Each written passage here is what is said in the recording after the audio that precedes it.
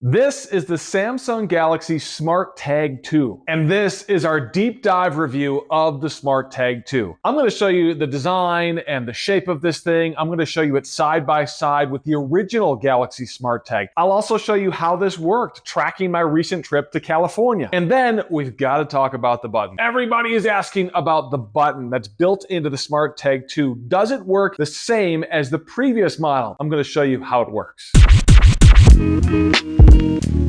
Tech it before you wreck it. I'm Kirk. Great to have you guys. And maybe you got here because you saw our unboxing video of the SmartTag 2. Now it's time to take a deeper dive and really get in depth how the SmartTag 2 works, how it compares to the previous SmartTag, and of course, it's a big competitor to the Apple AirTag. I can't pretend that doesn't exist. So how does it compare to an Apple AirTag? We're gonna break that all down, and I'll talk about the button. A lot of you asking about that. So stick around. Later in the video, I'll show you exactly how the built-in button on the SmartTag 2 works. We gotta start with the basics, the design of the SmartTag 2 that does have a lot of people talking. All right, so here's the actual Galaxy SmartTag 2, and there are a lot of questions about the design of the SmartTag. Was this the right way to go?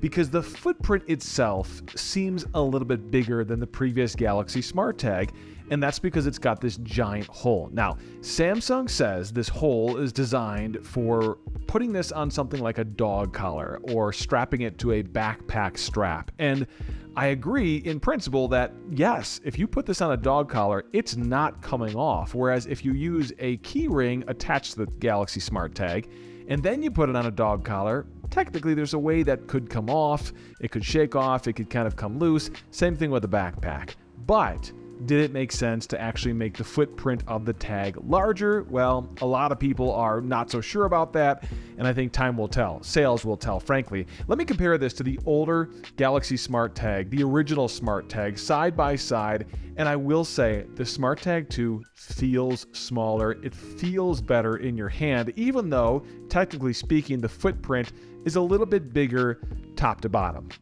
But you'll see, not only is it a little bit narrower, but it's also thinner. When you look at them side by side, it is a thinner tag.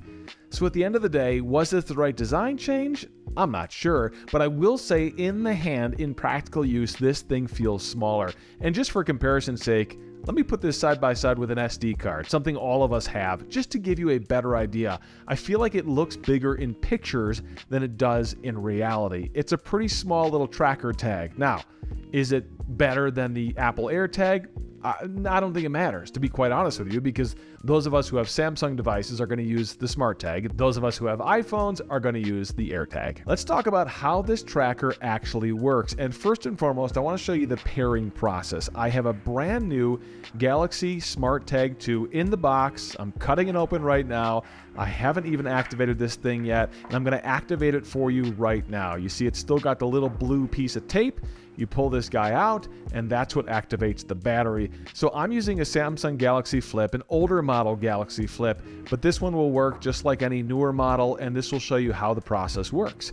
And frankly, as soon as you pull that tab out, the Samsung phone detects the new SmartTag, pops up a notification that says, let's get this thing set up. And the process of setting this up could not be any easier. You literally give it a name. Now you will notice it wanted to update the software when I set this up, which I let it do, and it took a good 4 or 5 minutes to actually update the firmware on the SmartTag. This will likely happen to you depending on how long that SmartTag's been sitting on the shelf before you actually get it into your hands. Before we start doing the tests, do me a huge favor, like this video, subscribe to this channel. We've got a lot more cool tech videos to come. Now take a look, I want to show you tracking because I took a trip, a 2-3 day trip to Southern California. I took this in my backpack. I forgot about it. I left it in my backpack. I literally just didn't even think about it being there, and I had it with me. And you can see it tracked me all through the airport. It tracked me on my way from the airport to the hotel, on my way back to Colorado. This works exactly as you would expect. And yes, it relies on the network of Samsung phones.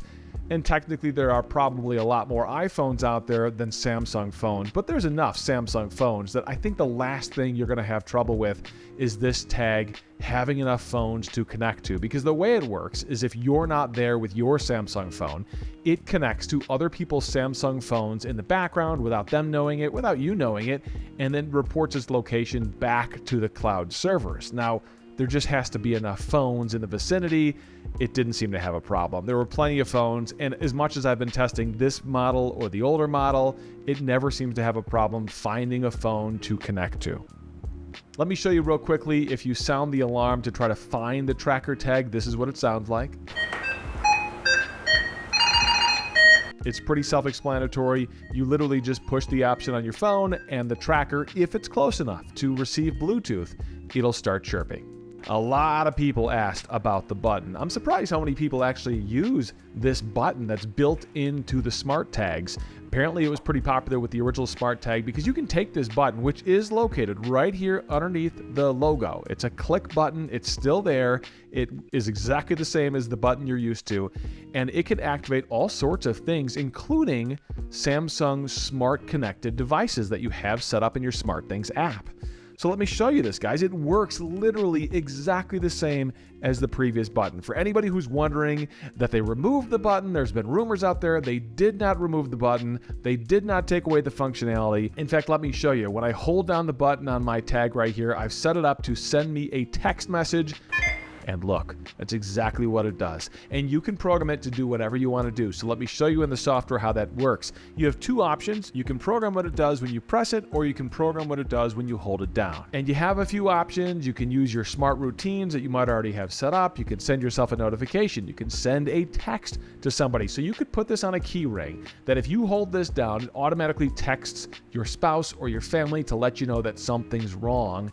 And all of that can be automated. That's exactly what this button is designed for. Setting it up is really easy. It's inside the SmartThings software. It's right there. The setting has not changed from the previous version. So if there's been any question, if this has changed, it is exactly the same as what they had before. So rest assured, you'll be able to do all the things that you could do before. And frankly, in terms of software, most of what you're going to deal with here is exactly the same as the previous SmartTag. The only difference is going to be the ultra-wideband features, which you may have had with the SmartTag Plus, but not with the original SmartTag. And frankly, on my Galaxy Flip 3, I couldn't find those features. There are some conflicting reports about this phone supporting ultra-wideband. Clearly, either it's not in the software yet for this phone or this tag, or my phone simply doesn't support it. Hopefully that answers your questions. If you've got more questions, I'm happy to answer them. Throw them down in the comments below. I do like the new SmartTag. Yes, it's a little bit bigger. I'm not 100% sold on the design quite yet. I'm not sure if it's actually going to matter. I think I have to get out there and practically use this for a couple of weeks, a couple of months to see how it works into my life, and you'll probably have to do the same. If you're interested in buying this, we've got links to where you can buy this. You can pre-order this on Amazon before it goes on sale October 10th, and of course you can buy it after that as well. So good to have you guys along for this deep dive with the SmartTag2. If you like this, if you're geeky and you like geeky videos, unboxings, reviews, deals, all that kind of stuff, that's what we like too. So subscribe to the channel, like this video, tech it before you wreck it. I'm Kirk.